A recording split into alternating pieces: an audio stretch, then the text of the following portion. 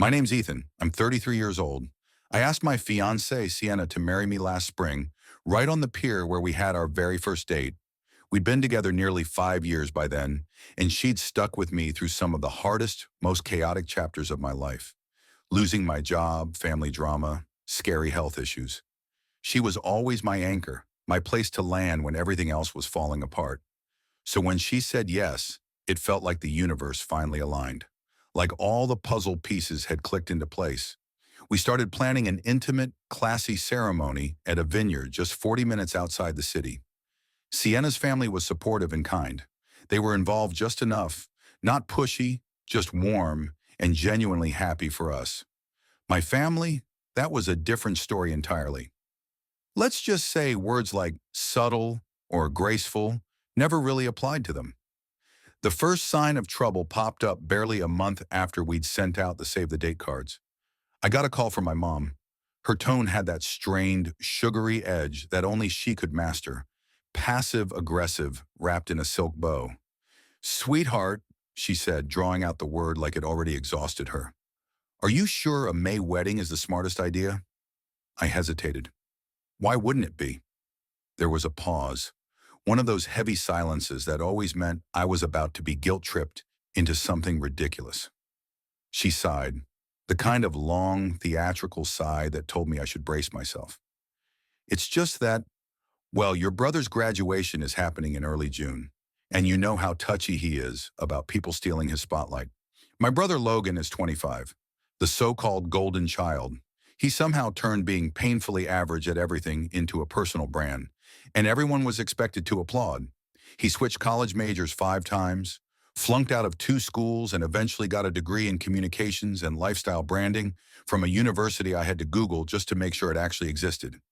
But despite all of that, my parents still acted like he was destined to become the next Steve Jobs. Every single family dinner revolved around the latest, most trivial thing Logan had done. Lo had an interview today. Lo's launching a podcast.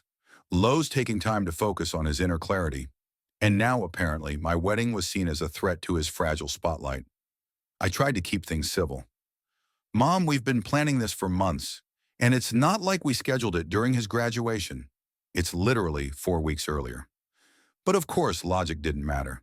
She started off gently, then moved into firm suggestion territory. "We should push the wedding to July. It would mean a lot to your brother," she said. "He's been working so hard. This would show you care." I bit my tongue so hard it almost bled. Working hard? Logan hadn't managed to hold down a job for more than half a year. Meanwhile, Sienna and I were scraping together every spare cent, working extra hours, juggling wedding planning, family politics, and a mortgage. But sure, let's throw all of that out the window so the guy who once cried because our cousin beat him at Mario Kart doesn't get his feelings hurt. I told her flat out, we weren't changing the date. That's when the emotional frost set in for real. The daily phone calls dropped to once a week. My dad suddenly stopped replying to my texts. And my younger cousin, someone I'd always been close to, reached out to say she couldn't be a bridesmaid anymore because things are weird with the family. Then came the dinner. It was supposed to be a quiet Sunday meal at my parents' house, a shaky tradition we'd tried to keep going since I moved out. Sienna and I arrived with a bottle of wine and our best polite smiles. Logan was already there, spread out on the couch like he owned the place, wearing sunglasses indoors, thumbing through TikTok like making eye contact might kill him. My mom pulled us into the kitchen right away, her voice sticky sweet. "Ethan, honey," she started, "your father and I were talking, and we think it might just be best for everyone if you postpone the wedding until next year." I laughed. I honestly thought she was joking. She wasn't. "Lo's been going through a hard time," she continued, eyes wide with faux concern. "He really needs the family support right now. Not a big distraction." "A distraction?" I asked, trying to keep my voice from cracking. "What exactly is the wedding distracting him from?" My dad suddenly stepped into the doorway, arms crossed. "It's a lot of attention, son," he said. "And look, you've had your time. Now it's your brother's turn. Be a team player." I stared at them, stunned. They were actually asking me to cancel one of the most meaningful days of my life. Not postpone it a little, cancel it. because Logan apparently couldn't handle living in a world where not everything revolved around him. Under the table, Sienna squeezed my hand. When I looked over at her, she didn't need to speak. Her eyes said everything. She was worn out from trying to stay kind to people who clearly saw her as some kind of burden, exhausted from forcing a smile while constantly being treated like she didn't belong. That night, we sat in the car for a long time after leaving their house. I kept my hands locked around the steering wheel, staring at the dashboard in silence. Finally, I asked, "Are we really going to go through with this?" Sienna's response was quiet but firm. Number, you don't deserve that. We don't deserve that. And just like that, something inside me started to shift. Not about canceling our wedding, no, never that. We were going to cancel them, not with yelling or slam doors or any big dramatic blow-up, just quietly, surgically. If they wanted to turn this into a war for attention, fine. I'd had enough of playing the dutiful son while being treated like a background extra in Logan's never-ending ego production. So the very next day, I got to work, not to reschedule the date, but to revise the guest list. I called the venue to ask how we could scale things down. I emailed our caterer to tweak the numbers. Then Sienna and I took a long walk together. We came back, grabbed a bottle of wine and a highlighter, and went through the guest list like we were cleansing bad energy from our lives, name by name, one cross out at a time. When the revised invitations were sent, my phone lit up like Vegas, calls, texts, emails dripping with guilt. My mom sent a 5-paragraph masterpiece titled Deeply Hurt. It opened with, "I hope you're proud of what you've done to this family," and wrapped up with, "Your brother is in tears." I didn't respond. Then Logan messaged, "I can't believe you do this to me. You've always been jealous, but this is a new low. Don't expect me to be there when your life falls apart." I showed the text to Sienna. She didn't laugh. She simply gave a small nod and said, "Good. Let them show us exactly who they are." But the real storm, the one that strangely made all the tension feel worth it, hit just a few days later, and it came out of nowhere. It was a Wednesday evening. I'd just gotten home from work and was halfway through prepping dinner when I heard a loud banging at the door. Not a knock, actual pounding, like someone was trying to punch their way in. Sienna looked up from the couch, eyes wide. I opened the door, and there they were. My mom storming in without so much as a hello, my dad trailing behind, and Logan parked in the driveway like an angry teenager. His car slanted across the pavement.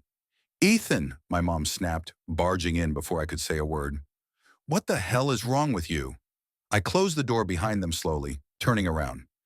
"Evening to you, too." "Don't play dumb," she snapped.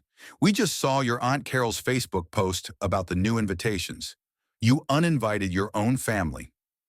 Sienna stood up now, arms folded, calm but watchful. I kept my voice even. "That's right, I did." She blinked like she'd misheard. "You did what?" "I took names off the list," I said.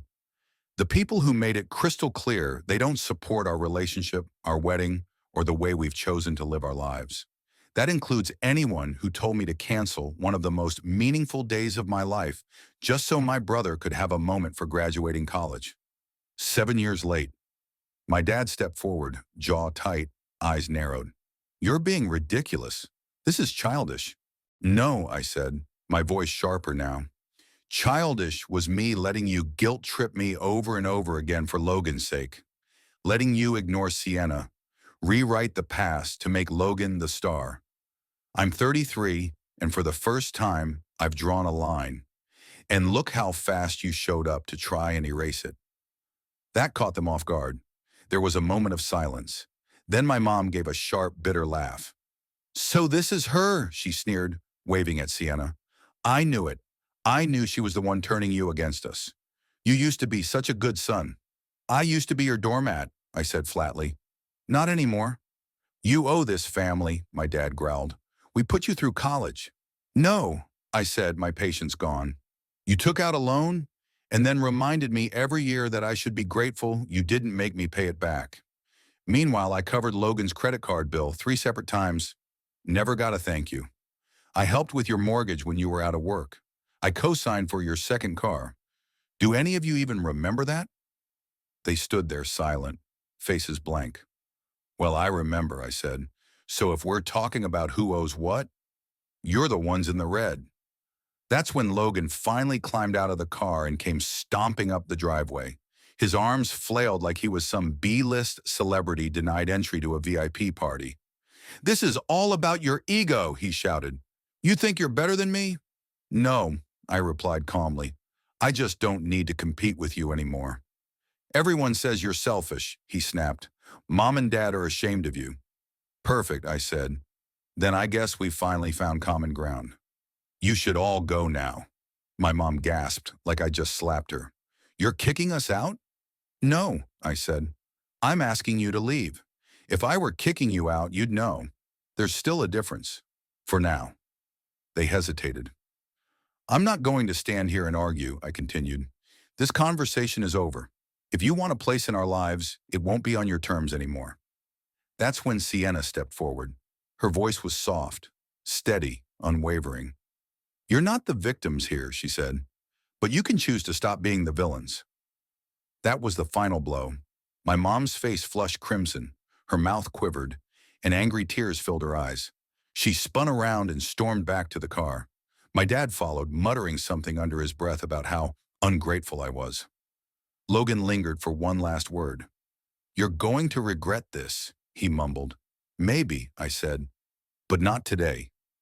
And then he was gone too. The silence that followed was heavy, but beautiful. Sienna let out a slow breath and wrapped her arms around me.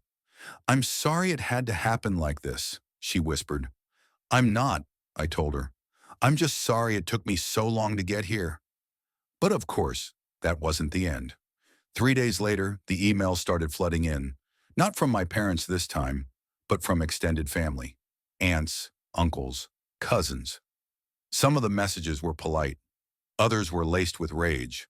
A few tried to sound helpful, offering what they called constructive criticism.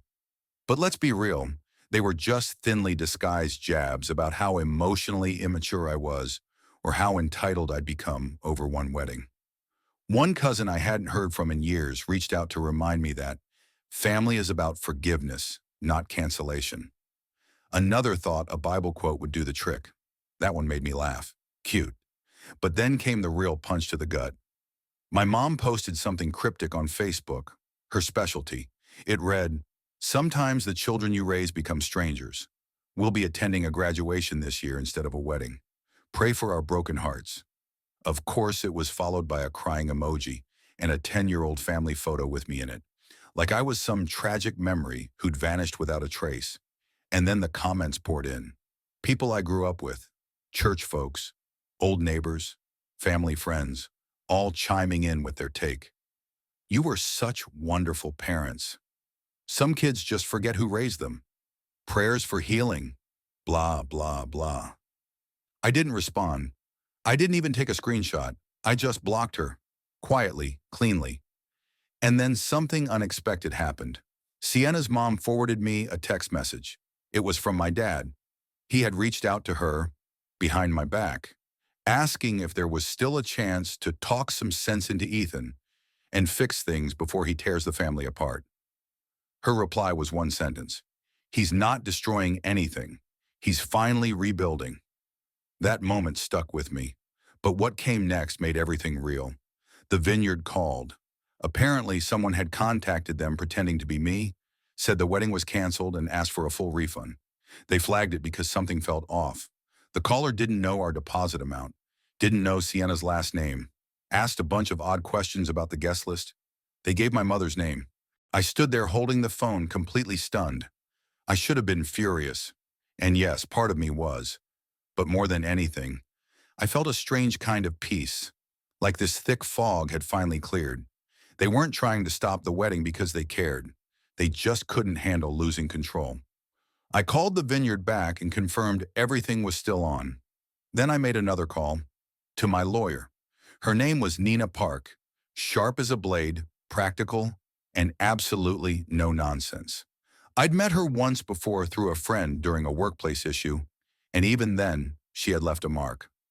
When I told her the full story, the pressure, the manipulation, the impersonation attempt, She didn't even blink. They impersonated you over the phone? She asked, already typing at lightning speed. Yeah, I said. The venue caught it because they asked weird questions and clearly had no clue about the actual details. Dana looked up. That's not just toxic family behavior, she said. That's fraud. They tried to cancel a legally binding contract in your name. You could have lost thousands. Is there anything we can do? I asked. She smirked. Oh, we can do plenty. And that's how the cease and desist letters were born. They weren't written out of spite. Not really. They were protection, a boundary in legal form. Clear, calm, and final. One letter for each of them. My parents, Logan, and the two aunts who'd been the loudest online. Dana made sure the language was ironclad. Impersonation, harassment, defamation. She even included a firm, courteous note explaining that any further attempts to interfere with our wedding would be documented and pursued. Sienna and I mailed them together. We hand-delivered them to the post office. And as we dropped those envelopes into the slot, there was this odd sense of release. Not victory, just closure. It was like saying, you wanted a reaction? Here it is. But of course, the silence didn't last. It never lasts with people like that. A week later, I got a voice note from my cousin Ellie, one of the rare sane members of the family. Hey, Ethan, she said, just giving you a heads up. Your mom was crying at church today. Apparently, she told everyone I'd gone full legal on the family and was threatening to sue. People were trying to comfort her, but she kept repeating that I was being manipulated and that she was terrified I'd never speak to them again. Oh, and she added that the wedding might not even be real, that it was all some elaborate stunt to hurt Logan. I stared at the phone. Wait, she said what? Sienna looked over, frowning. That the wedding might not be real, I repeated. Sienna raised an eyebrow. So what? Now I'm imaginary. I let out a tired sigh. Apparently, you're a hallucination I cooked up to traumatize my relatives. She laughed. Well, I am a little theatrical, she said. Maybe I should wear a red gown and show up in a puff of smoke. We chuckled, but the truth stung. They were rewriting the story in real time, twisting facts, casting themselves as the victims. I could practically hear my mom's voice now, soothing a group of sympathetic church ladies with tales about her son being brainwashed by a woman who never quite fit in. What they didn't realize was that every time they said something like that, every time they painted themselves as martyrs, they were just handing me more fuel. And then the voicemail came in. It was from my dad. I hadn't heard his voice since that argument on the doorstep. He'd been silent, strangely silent. But 2 weeks after those cease and desist letters went out, his number appeared on my phone screen. I didn't pick up. Instead, I let it go to voicemail. Ethan, his voice said, firm but composed. Look, I don't agree with the way your mother's been acting, or your brother for that matter, but dragging in lawyers? Threatening legal action? You've taken this way too far. That's not how families handle things. If you go through with this wedding without us there, just know you're making a choice. There won't be a path back. You're cutting ties. There it was. What had always been implied was now spelled out in plain language. A threat, calm, measured, and sharp enough to bleed. I played it back 3 times, not because I was torn, but because I wanted to remember how he said it, that low, disappointed tone, that tightly wound control. The same voice he used when I told him I wanted to become a writer instead of joining his accounting firm. The same tone I heard when I skipped Logan's 3rd graduation ceremony because I was recovering from surgery. Or when I declined to co-sign yet another loan for Logan's latest business idea. He thought this was just another rebellious phase, one I'd eventually apologize for. But he was wrong. This wasn't a phase. This was the line. 1 week out from the wedding, Sienna and I went for our final outfit fittings. Her dress was simple, elegant, nothing flashy. She didn't cry when she saw herself in it. Didn't gasp or get breathless like in those cliché movie moments. She just gave a quiet, steady smile and said, "Yeah, this is the one." That evening, we sat on the floor of our half-furnished living room, eating takeout, surrounded by packing tape and unfinished shelves. I checked my email. One unread message. Subject, from your brother. A final attempt against my better judgment. I opened it. It was longer than I expected. No name calling, no rage, just a single paragraph. I don't know what's going on with you. I don't understand why you'd throw away everything over a wedding. But I spoke to mom and dad, and they've decided they're not coming. I think they're wrong. You shouldn't have to pick sides. If you want, I'll talk to them. Just let me come. Please don't shut me out too. It was clearly meant to read like a peace offering, but something about it felt off, too polished, too perfectly balanced between guilt and grace, like he wrote it after being coached on exactly what to say. Sienna leaned over my shoulder as I read it again. He didn't apologize, she said, voice low. No, I replied, he didn't. And like clockwork, a second email arrived. Not from Logan. This one was from the Vineyard. Subject, urgent, unauthorized guest list access attempt. Someone had called again, pretending to be me. This time they were asking to add people back to the guest list. They asked specific questions about table placements, whether the original head table seating with family could be reinstated, even dietary preferences for the groom's mother. They used Logan's phone number. I closed my laptop and sat there, stunned. Sienna was the one who broke the silence. They still think they can sneak their way back in. No, I said, standing up. They still think this is a negotiation. I picked up the phone and called Dana. She didn't waste a second. Once I filled her in, the impersonation attempt, Logan's email, the voicemail from my dad, she asked for everything. Timeline, receipts, screenshots, call logs. Within hours, she drafted another formal warning, this time addressed directly to Logan. It stated in precise legal terms that any future interference would result in legal action for identity misrepresentation and attempted contractual tampering. She even included a detailed list of our rights as clients of the venue, specifically our ability to press charges if anyone tried to impersonate us again. By this point, I wasn't even angry anymore. I wasn't shocked. I was just finished, done with all of it. They'd revealed who they were at every step, the desperation, the manipulation, the way they bulldozed over basic decency, but above all, their assumption that I would always cave, that I'd bend, fold, apologize just for enforcing boundaries that made them uncomfortable. What they didn't realize was that the moment they tried to hijack our guest list, they destroyed the last bit of power they held. Then came the morning of the wedding. I woke up at 6 a.m. Sienna was still asleep, wrapped in a blanket in the guest room of the Vineyard suite. I stepped outside onto the patio. Rows of grapevines stretched out before me, their leaves catching the soft pink light of dawn. The grass was wet with dew, and for the first time in years I felt weightless, calm, clear. The ceremony was beautiful, small, personal, full of warmth. Every single person there wanted to be there. They supported us, celebrated with us, cried and laughed and held our joy like it mattered. Sienna was radiant, not just in her dress, but in her presence. The way she stood beside me, steady and strong, having seen every version of me and choosing me still. The officiant was a former college professor of mine. He spoke briefly, but with meaning.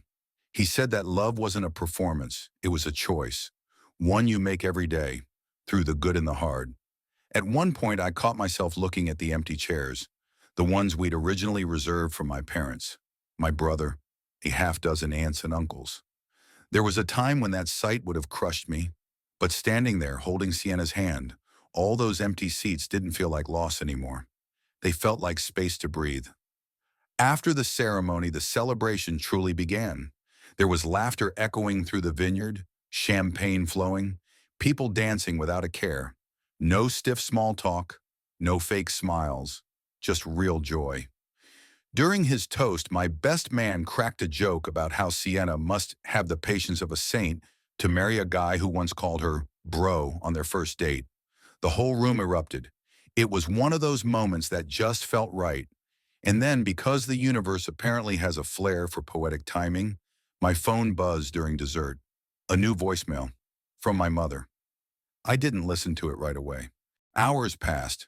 The music slowed. The stars were out. Sienna and I sat tucked under the gazebo, catching our breath between songs, soaking in the stillness. I showed her the notification on my phone. She glanced at it, then looked me in the eye. "Play it," she said. "Let's hear the final act." So I did. Put it on speaker. Her voice trembled the moment it began. "Ethan, I just wanted to say that today should have been different. I thought you'd come to your senses. I thought you'd miss us. But instead, you shut us out like we meant nothing. Like we were strangers. I don't know what she did to you, but this isn't the son I raised." And there it was, still blaming Sienna, still painting herself as the wounded one. She went on, "I don't know if we'll ever speak again, but if you ever do want to rebuild this family, it starts with an apology." Click. I stared at the screen, silent. Sienna gave a dry smile. Was that her idea of peace? "No," I said calmly. "That was her idea of power." Then I deleted the message. The next morning, we packed up and drove to our honeymoon cabin deep in the mountains. No bars, no emails, no chaos, just us. Silence. Stillness. The kind of peace that only comes after you finally let go of people who never really loved you. Only the version of you they thought they could control. 3 weeks later, we came back to a mailbox bursting with envelopes. Most were wedding cards, sweet messages, and gift receipts. But one envelope stood out. It was from my Aunt Marie, the one who'd stayed quiet throughout everything. She hadn't picked a side, at least not publicly. Inside was a simple letter. "Ethan, I know you think we all sided with your parents. Some of us didn't. We were just afraid to speak up. But watching you stand your ground, it made me wish I had done the same. Years ago, you didn't lose a family. You just saw who they really were. Congratulations on all of it." Aunt Marie, I pinned that letter to the corkboard above my desk. It became my daily reminder. Sometimes drawing a boundary doesn't tear a family apart. It just reveals who they've been all along. And choosing peace over performance? Always worth it, even if it costs you the illusion of unity. About a month after the wedding, Logan sent one final email. No subject line, just one paragraph. "You could have had us there. You could have fixed it. But you chose her. Hope you're happy." I didn't reply, because I was happy. And for the first time in my life, I didn't feel like I needed to explain that to anyone. I hadn't lost anything. What I gained was everything: freedom, peace, and the right to live my life without apologizing for it. The wedding had been a celebration, but the real gift was the silence that came after.